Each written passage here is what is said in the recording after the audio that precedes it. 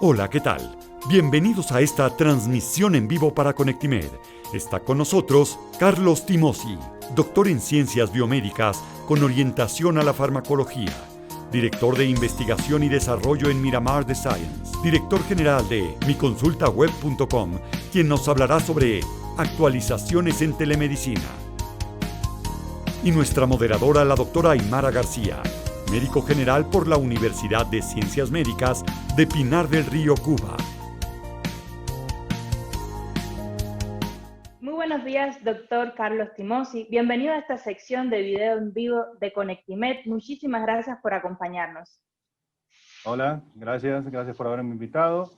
Ojalá que tengamos una buena charla y una buena discusión. Muchísimas gracias. Claro que sí, muchísimas gracias. Bueno, hoy vamos a estar hablando sobre la telemedicina. Y es que los cambios que ha sufrido actualmente la sociedad, no solamente derivados de la pandemia, sino también de la transformación digital que se viene viviendo desde hace tiempo, ha hecho posible que se desarrollen nuevos canales para la interacción entre el médico y el paciente. De este modo, quisiera preguntarle, doctor, ¿qué debemos entender por telemedicina y cuántos tipos de telemedicina existen? Bueno, la telemedicina es un concepto que todos conocemos, pero que en realidad se engloba en un concepto mayor que es la telesalud, donde no solamente intervienen los médicos, que es el foco de la telemedicina, sino también, por ejemplo, todo el personal de tecnología de la información, todo el personal administrativo, toda la parte jurídica o legal que hay detrás de la telesalud. Y por supuesto, la telesalud, ya enfocado más hacia la medicina, se le llama teleasistencia, es decir, lo que podemos englobar como parte de la telemedicina y parte teleeducación. La teleeducación y la telemedicina que forman la teleasistencia son, digamos, la parte que el médico maneja más frecuentemente. La teleeducación es una parte importantísima de la teleasistencia, en la cual nosotros podemos, por ejemplo, englobar a todos los e-learnings que hacen que una persona puede formarse en medicina. También todos los cursos que pueda asistir un médico son virtuales, digamos, son de teleeducación. Pero una cosa súper importante que es la teleeducación es, por ejemplo, cuando un nutriólogo con un paciente le enseña a cómo comer por vía remota porque no puede llegar a su casa, o porque, no sé, una enfermera que le enseña cómo ponerse la insulina a un paciente, cómo tomar las unidades o cómo inyectarse un medicamento. Todo ese tipo de cosas forman la teleeducación, que es una parte muy, muy importante de la teleasistencia. Y en cuanto a la telemedicina en sí, que es realmente lo que nos trae hoy a esta entrevista, también la podemos dividir en dos. Una parte que le llamamos la teleconsulta, que es la parte donde el médico hace el diagnóstico y genera un tratamiento, una prescripción para esa dolencia, y toda una parte de telemonitoreo, que es cuando ya se estableció un diagnóstico y se estableció un tratamiento, el seguimiento y la evolución de ese paciente. Por ejemplo, todas las dolencias crónicas que el médico puede seguir, desde una diabetes, una artritis, una enfermedad tiroidea, muchísimas enfermedades crónicas, una hipertensión arterial, donde no es necesario, digamos, que el paciente vaya a que sea revisado por el médico, sino que el médico lo monitorea y va viendo, bueno, cómo sigue, cómo está, cómo ha evolucionado, cómo se ha sentido.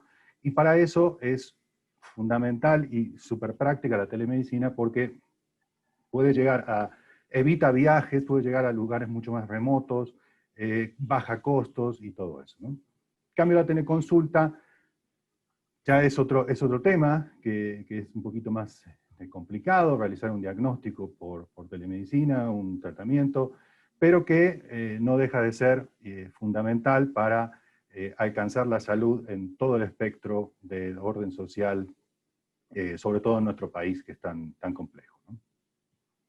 Muchísimas gracias. Bueno, a raíz de la pandemia de COVID-19, digamos que se ha desatado un boom en la telemedicina, en las teleconsultas.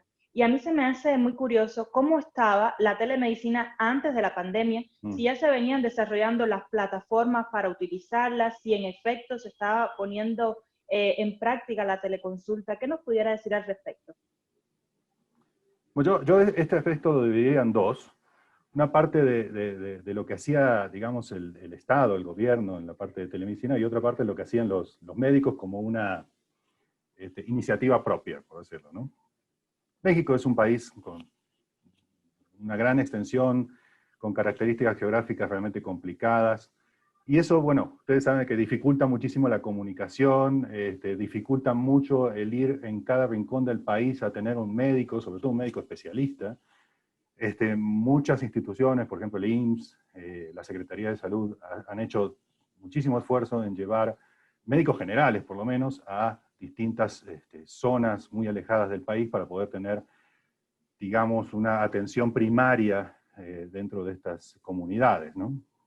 Eso, digamos, hace que estos médicos generales muchas veces tengan una insuficiente conocimiento para tratar ciertas patologías y en ese sentido se intentó implementar un sistema de telemedicina para llegar, digamos, los médicos especialistas junto con los médicos generales a esa atención primaria, ¿no? En el cual el médico general podía consultar con este médico especialista y resolver ciertos problemas, y algunas veces también, incluso el médico especialista, consultar o tener una entrevista directamente con el paciente. Eso realmente, bueno, tiene un gran beneficio, que es contar con diagnósticos oportunos, sobre todo en enfermedades que podrían ser mortalmente evolutivas, ¿no? Como un cáncer o algo así, y poder, digamos, tener una atención oportuna y primaria de estos pacientes. Eso era lo, digamos, ideal y teórico de todo esto. Pero en realidad, en México, desde el año 2012, el Centro Nacional de Tecnología y Excelencia en Salud, que coordina la Secretaría de Salud, tuvo la iniciativa de llevar telemedicina a estos centros de atención primaria. Ellos reportan que tuvieron un buen éxito, que ha sido un suceso, todo esto, pero realmente no se ha visto reflejado en el sistema de salud. Tal es así que cuando comenzó la pandemia del COVID, prácticamente se quisieron implementar consultas de telemedicina. Si hubiéramos tenido este sistema realmente muy bien implementado, hubiera sido mucho más fácil, pero la verdad es que no fue así, ¿no? Entonces, digamos, como gobierno, la telemedicina en México estaba en pañales y está comenzando a evolucionar. Y en cuanto a las iniciativas propias de los médicos, bueno, en México no existe una estadística clara. En Estados Unidos dicen que el 47% de los médicos jamás había dado una consulta de video por vía remota, ¿no? Yo podría decir que en Ibero-Latinoamérica eso era muchísimo mayor. Si llamamos telemedicina también, por ejemplo, a las consultas que se hacen por WhatsApp o por teléfono, por supuesto que sí los médicos tenían cierta experiencia en eso, ¿no? Pero la telemedicina como la vemos ahora, que es cara a cara en una entrevista, en una videoconferencia con el paciente y todo, realmente era algo muy lejano, ¿no? Incluso cosas que podrían ser elementales, como la teleeducación para los pacientes, no se veía como que era parte fundamental para llegar a ellos, ¿no? Y yo, como conclusión, diría que prácticamente estaba en pañales y ahora recién empezado a evolucionar, ¿no? Bueno, la siguiente pregunta está muy relacionada con todo esto que ha abordado y es precisamente sobre los protocolos que se están llevando a cabo para atender a pacientes mediante teleconsultas en México. Pues nos preocupa mucho como comunidad médica los errores que se puedan derivar de esta forma de atención tan novedosa y supongo que debería existir algo para regirnos y que en determinado momento nos proteja. Bueno, hay que tener una cosa en cuenta. La telemedicina como tal no tiene por qué tener leyes aparte o instrumentos jurídicos aparte de la atención médica presencial. Puede tener diferencias en cuanto a ciertas cosas como la prescripción y eso, pero realmente las leyes que rigen, el marco jurídico que aplica a la consulta presencial, aplica tal cual en telesalud, ¿no? Y acá en México, el marco más importante de todo esto es la Constitución Política de los Estados Unidos Mexicanos, que en el artículo número 4 dice que toda persona tiene derecho a la protección de la salud, ¿no? Y de allí se derivan pues todas las leyes, reglamentos y normas que rigen finalmente la consulta y la telesalud. Entonces, por ejemplo, la Ley General de Salud, en el artículo 28 habla sobre cómo se prescriben los medicamentos, en el artículo 32 sobre la atención médica, luego habla sobre la construcción, mantenimiento, operación de los establecimientos médicos, y esto un poco engloba a la telesalud, porque también operación y mantenimiento de equipamiento debería por lo menos tener en cuenta a las computadoras y a las videoconferencias para poder tener una entrevista, una teleconsulta con sus pacientes, pero también el artículo 226, que es el que tal vez más preocupe a la gente, que es la parte de la prescripción de las recetas, digamos, que se emiten en una teleconsulta, aplican exactamente también a la telesalud, ¿no? O sea, cómo debe escribirse una receta, si hay recetas especiales, estas recetas que son, no sé, en México existen las recetas especiales, las recetas medicamentos que se venden exclusivamente con receta y la receta se guarda, medicamentos que se venden con receta y la receta se sella, o hasta medicamentos OTC, ¿no? Y estos mismos tipos de medicamentos engloban también a la telesalud, ¿no? Entonces no debería ser distinto. Lo que tiene de distinto es que, por ejemplo, tenemos leyes que no son propiamente de salud, como por ejemplo la Ley Federal de Telecomunicaciones y Radiodifusión, donde los datos personales de los pacientes deben ser guardados y debería por lo menos el médico tener un sistema en el cual resguarda la protección de la identidad de cada uno de sus pacientes, desde su expediente clínico hasta cuando haga una, no sé, interconsulta con un colega, ¿no? Entonces esta ley de protección de datos personales, tanto en posesión de particulares como en sujetos obligados, que es decir, en hospitales y otras dependencias del gobierno, debe ser muy estricta, sobre todo en la parte de la teleconsulta, ¿no? Y después tenemos todos los reglamentos, que son, por ejemplo, quiénes pueden prescribir una receta, un medicamento, qué debe contener la receta, qué debe decir en cuanto a dosis, la denominación del fármaco y todo eso, que el médico está totalmente acostumbrado a hacerlo en su consultorio, también aplican en la parte de telesalud, ¿no? Hubo un intento de hacer un reglamento especial, más que un reglamento, una norma oficial de telemedicina en el año 2015, y se escribió toda la normatividad y todo, pero después esta fue rechazada en diciembre ya de 2015, que decía que no aportaba nada a la telesalud. Cuando nosotros vemos otros países ibero-latinoamericanos, nosotros somos de los que estamos más atrasados en esta materia. Países como Perú, Uruguay, Argentina, ni hablar de España, donde la regulación ya viene a todo nivel, hasta en la parte ética, tienen por lo menos normas oficiales o leyes que han emitido de cómo llevar adelante la telemedicina, y sobre todo lo que más le preocupa a los médicos, que es la receta electrónica, ¿no? Con excepción de Brasil.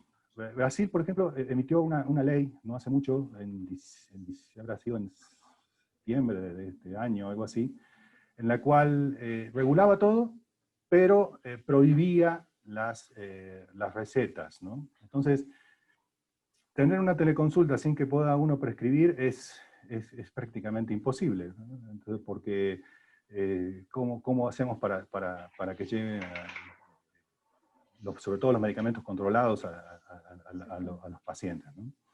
Pero, como les digo, si podemos copiarnos, entre comillas, o apropiarnos de ciertas normas que han emitido ya países que podemos considerar que son prácticamente igual al nuestro, y que norman por lo menos todo esto, y que le dan al médico una cierta serenidad de que lo que está haciendo lo está haciendo dentro del marco legal, ¿no? Que es lo que más preocupa.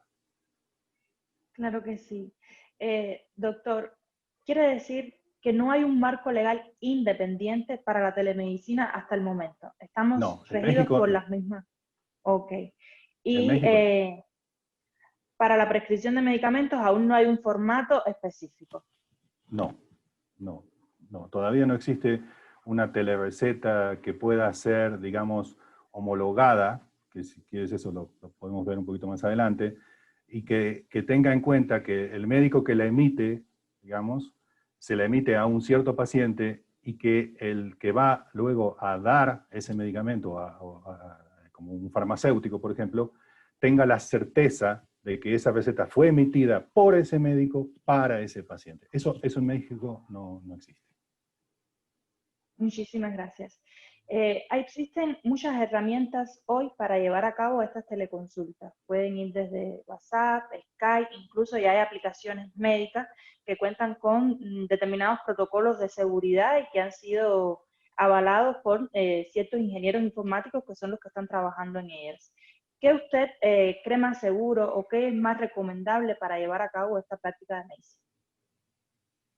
Bueno, la teleconsulta realmente se puede hacer desde cosas tan complejas como asociarse a una de estas plataformas de telemedicina, donde prácticamente te brindan todo, desde que puedas consultar la historia clínica de tu paciente hasta que le puedan cobrar, o puede ser tan simple como una videoconferencia como la que estamos haciendo ahora, ¿no? En el cual muchos médicos comenzaron así, y pueden, por ejemplo, tener, no sé, un correo electrónico donde reciban los análisis clínicos de los pacientes, donde le den compartir pantalla para que les muestre sus radiografías y cosas así muy elementales, por decirlo de una manera. La herramienta primaria para hacer una teleconsulta es tener un buen servicio de Internet, ¿no?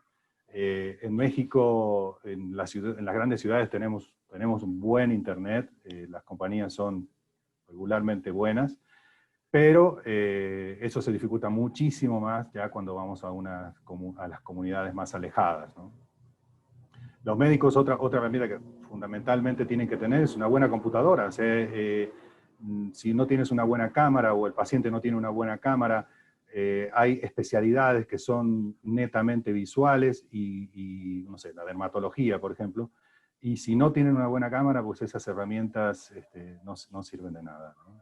Entonces, muchos médicos incluso tienen emails aparte, por ejemplo, para recibir documentación, que no sean su email personal, toda la parte compleja de luego, no sé, las citas, ¿no? Cómo citar a los pacientes. Muchos se apoyan en secretarias que hacen lo mismo que en la consulta presencial, estar coordinando con los pacientes el día y la hora, y otros tienen cosas muy complejas, como por ejemplo, de entrar dentro de una plataforma de consulta y que el mismo paciente pueda hacer su reservación, ¿no? La verdad es que hay muchísimas herramientas.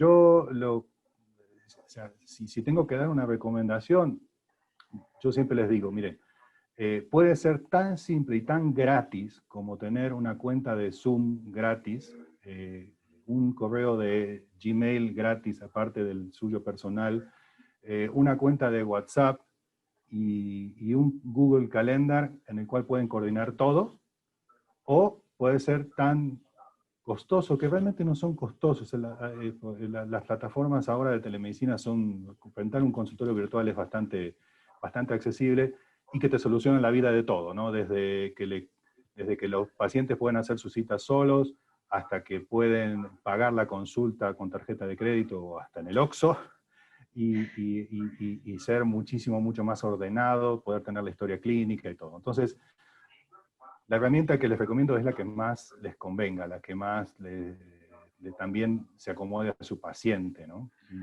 Y eso es lo que es todo un capítulo para otra entrevista, hablar de todas las herramientas que existen en el mercado, ¿no? Claro que sí. Doctor, usted mencionaba algo muy curioso respecto a las especialidades, por ejemplo, esta misma de la dermatología. En su opinión, ¿cuáles son las especialidades que más se podrían beneficiar de este modo de consulta?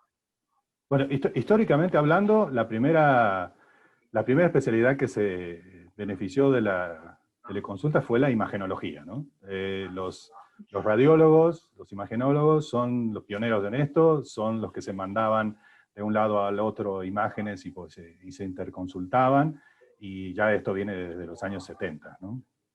Las otras especialidades que más se benefician son, podemos llamarle dos, las que son netamente visuales o que no intervienen, digamos, semiológicamente con el paciente. Entonces, por ejemplo, la dermatología es, no sé, para tratar una dermatitis atópica, acné o cosas así muy simples tal vez, vigilancia de progreso de melanomas o lesiones pigmentadas, cosas así. La dermatología se ha beneficiado muchísimo de la teleconsulta. Con una buena cámara pueden hacer prácticamente su consulta, tal vez no exactamente con la presencial, pero muy parecido. Otros que se han beneficiado pues, son los psiquiatras, ¿no? Los psiquiatras, por ejemplo, pueden hacer consultas de seguimiento de enfermedades como el Alzheimer, otras demencias seniles, tratar a pacientes deprimidos, pacientes que tienen depresión, estrés postraumático. Realmente la psiquiatría también se ha beneficiado mucho. Y la otra gran rama de las especialidades que se benefician son los que tratan enfermedades crónicas. Por ejemplo, los endocrinólogos, que no sé, pueden tratar enfermedades tiroideas, que es ver al paciente cómo ha seguido, cómo ha evolucionado. Los diabéticos, que le pueden decir, normalmente los pacientes diabéticos tienen ya incluso algunos gadgets como los glucómetros y cosas así, que pues, a ver cómo ha ido, muéstreme su glucómetro, muéstreme su historial, cómo ha seguido.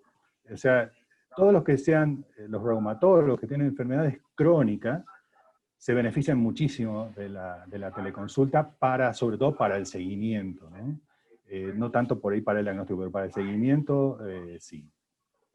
Otros que se benefician son aquellos que en seguimiento, por ejemplo, digamos, aquellos pacientes, por ejemplo, que pueden en cirugía seguir cómo se ve la evolución de una herida luego de una cirugía, o en ortopedia, ¿no? Enseñarle el cuidado de una herida a un paciente por medio de la teleconsulta. Entonces, básicamente son esas ramas. Los que tal vez no son muy adeptos a las teleconsultas y que pueden tener algunas cosas son, por ejemplo, los cardiólogos, ¿no?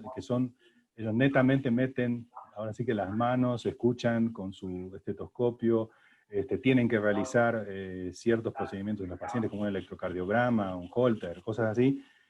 Son por ahí las especialidades que menos se benefician, ¿no? Por supuesto, todas las especialidades quirúrgicas, salvo para el seguimiento de las heridas, no tiene mucho sentido la teleconsulta, pero digamos que si tenemos que englobar las que más se benefician en dos grandes grupos, diríamos que son las más visuales, como la imagenología, la dermatología y la psiquiatría, y las que llevan a pacientes crónicos, como la endocrinología, la reumatología, ese tipo de especialidades, ¿no? Muchísimas gracias. Bueno, casualmente hace poco estaba hablando con una odontóloga y me decía que la llamó su paciente, es odontóloga pediatra, que tenía un niño que estaba con dolor, que le hacía, la mamá preguntándole por WhatsApp. Y bueno, ella le decía, trata de hacer esto, trata de hacer aquello, porque tampoco se podían ver presencialmente en el consultorio. Y al final de la consulta, la mamá como que le dijo, ¿dónde le deposito, doctor? Y le dijo, es que para mí no te puedo cobrar, no es ético lo que acabo de hacer porque no pude examinar al bebé. Precisamente sobre los dilemas éticos que atraviesa la telemedicina, ¿qué nos pudiera decir, en su opinión, cuáles son los más críticos? Déjame aclarar primero el punto ese. Una consulta médica es una consulta médica en el momento en que se cobra. Que el médico recibe una remuneración por haber dado sus conocimientos. Mientras tanto, no es una consulta médica, podés llamarlo un consejo médico o algo así. Entonces, aclarado ese punto, te diría que la parte ética podemos dividirlo en 3 grandes grupos. Por un lado, el paciente, el médico y toda la parte de la transmisión de los datos. Por el lado del paciente, lo primero que debemos cuidar en la parte ética es su privacidad. El médico debe tener muy en claro que una consulta solamente podría ser grabada, por ejemplo, con el consentimiento del paciente. Existen, acá no, pero existen en Estados Unidos unas normas, se llaman HIPAA, que resguardan la privacidad del paciente y que todas las plataformas de telemedicina las llevan a cabo, ¿no? Y estas normas HIPAA van desde resguardar los datos del paciente desde que se produce la cita hasta, por ejemplo, ante posibilidad de fallas tecnológicas, qué hacer cuando, por ejemplo, la transmisión falla o cuando algo no pueden hacerlo, qué hacer en caso de violaciones de confidencialidad, cómo hacer un protocolo de contacto durante la consulta, es decir, si el paciente es el que llega al consultorio del médico, perdón, o es el médico el que en realidad va a la casa del paciente, porque esto es bidireccional, ¿no? ¿Cómo hacer interconsultas? Es decir, si un médico general o incluso un especialista, el cual detecta que su paciente tiene algo que no cabe dentro de su responsabilidad profesional y quiere realizar una interconsulta, ¿qué hacer? Entonces, todo eso está normado por la ética y no hay realmente una norma de buenas prácticas en cuanto a esto, ¿no? Ahora voy a regresar a esto. Primero déjame ver la parte del médico, ¿no? La parte del médico, la parte ética, tiene muchos riesgos también. O sea, por ejemplo, he visto casos de médicos que están 24 horas del día, los 7 días de la semana, pendiente de su teleconsulta, ¿no? Y eso no puede ser, porque el paciente se siente mucho más libre de invadir la privacidad del médico, mandándole, por ejemplo, un mensaje de WhatsApp, ¿no? Que lo que antes hacía como una llamada telefónica. Entonces, si el médico no tiene también claro que él debe tener un horario de atención, pues toda esa parte ética de su consulta, de su vida social y todo, también se ve totalmente invadida, ¿no? Y el médico también debe tener en cuenta de cuándo es y cuándo no es ético dar una teleconsulta, ¿no? Hay casos lamentables, incluso en la India, que los médicos terminaron en prisión porque una mujer que acababa de dar a luz se empezó a sentir mal, le dieron una prescripción, le dijeron que vaya a la farmacia, que la compre, la mujer se siguió sintiendo mal. En un determinado momento vieron que se le estaba yendo de las manos, la mandaron a emergencias y antes de llegar a emergencias la mujer murió. Los familiares hicieron un juicio y 2 médicos terminaron en prisión, ¿no? Entonces, yo creo que todo eso implica también saber cuándo dar una teleconsulta, ¿no? Las teleconsultas en una emergencia es, vaya al servicio de emergencia en este momento y espéreme allí, ¿no? O consulte con la gente de emergencia si el médico no puede ir, ¿no? O también una gran parte ética es las interconsultas, cuando el médico tiene que darle los datos de ese paciente a un colega para darle otro tratamiento o lo que sea. También el paciente debe dar su consentimiento de que eso se pueda hacer. Y después toda la parte de la seguridad en la transmisión de la información, que es la encriptación de datos, seguir normas de estas del tipo ISO 27000, para resguardar todos los datos que éticamente, digamos, los tengan que tener hasta 5 años. Es todo un tema lo de la parte ética, ¿no? Una cosa que es muy importante también es, éticamente hablando, es que cuando uno implanta, sobre todo en la parte del gobierno, un sistema de telemedicina, tiene que estar seguro que todos los pacientes van a tener acceso a la telemedicina. Porque si no, se abre la brecha ética nuevamente de que la gente pobre, por ejemplo, no tiene acceso a este tipo de servicio, y la gente más pudiente, sí. Y entonces abre incluso la brecha social entre ricos y pobres, ¿no? Entonces, creo que la parte ética es todo un tema que se podría abordar y que todavía no está bien definido, aunque ya hay gente trabajando en eso, sobre todo en la parte de las sociedades médicas, ¿no? Que son los que realmente deberían hacer todas estas normas de buena práctica clínica, ¿no? Muchísimas gracias. Importantísimo todo esto que nos acaba de decir, sobre todo a la hora de ser muy cautelosos con quién vemos, a quién le damos la teleconsulta y qué patologías, por nada del mundo tratar de esta manera. Así es. Una última pregunta antes de terminar, y ya viéndonos en un marco un poco más futurista. ¿Qué opina acerca de los beneficios y las potencialidades de esta forma de interacción entre los médicos y los pacientes? Bueno, yo siempre digo que cada teleconsulta que un médico da es una ocasión privilegiada para acceder al espacio que hace poco estaba restringido a la atención del médico familiar. Es decir,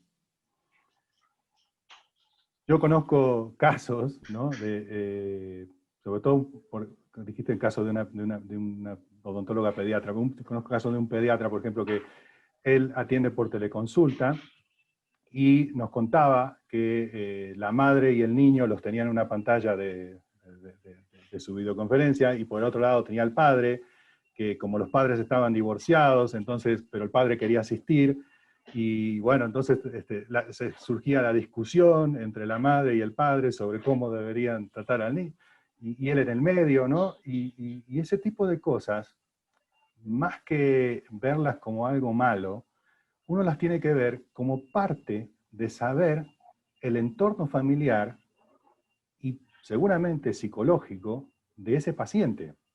Y si ese niño tiene, por ejemplo, un síndrome de intestino irritable, pues probablemente venga de toda esa interacción mala entre sus dos padres divorciados, ¿no? Entonces, el médico debe tomar esto como lo hacía el médico familiar, ¿no? Que llegaba a la casa y podía ver cómo era el ambiente, si tenía un piso que no fuera de tierra, si tenía agua corriente, agua potable, porque puede, de una u otra manera, como te decía antes, que es bidireccional, llegar a la casa del paciente, ¿no? A visitarlo.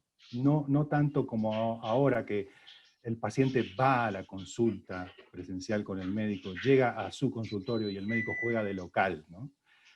Acá es algo en el que se pierde, ¿no? El médico va a la casa del paciente, así como que el paciente va a la consulta del médico. Y entonces, yo creo que esto es una oportunidad increíble para aprovecharla, en el cual el médico puede tener una relación mucho más íntima y esa nueva información para el diagnóstico, para poder elaborar, no sé, por ejemplo, planes terapéuticos más integrales, más oportunos, y poder incluso involucrar activamente esa red del paciente en su cuidado, ¿no? Si, por ejemplo, que pueda interactuar mucho más con los cuidadores en algunas enfermedades, que pueda interactuar más con los padres en las enfermedades de los niños.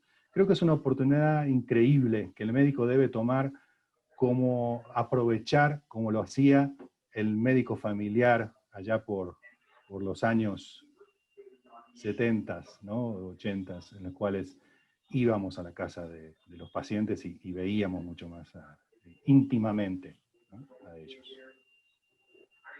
Muchísimas gracias, doctor Timossi. Qué placer tan grande haberlo tenido acá en este segmento de Conectimed. Esperemos poder invitarlo prontamente para poder abordar estos temas que son tan novedosos y tan apasionantes. No, muchísimas gracias a ustedes y bueno, cualquier cosa sigo a su disposición y ojalá nos veamos pronto. Muchas gracias. Claro que sí. Gracias.